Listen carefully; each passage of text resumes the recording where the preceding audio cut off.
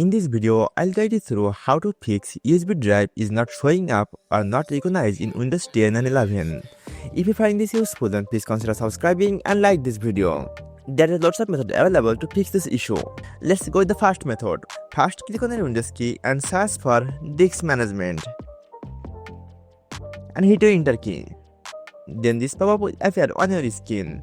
This first disk option is your hard drive and this one is your C drive. But if you scroll down, then you will find your USB drive. But if you look up closely, every drive there's a letter. But when you see your USB drive, there is none. To fix this issue, you right click on your USB drive and click on Change Drive Letter and Path. Now click on Add and then assign the following drive letter. Choose anything. I am going G and hit OK.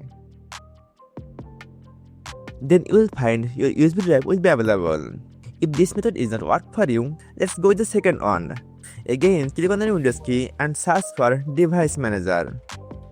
Then into expand in your search serial bus controller and then find USB Mesh storage device and right click on it and click on Uninstall device and hit uninstall.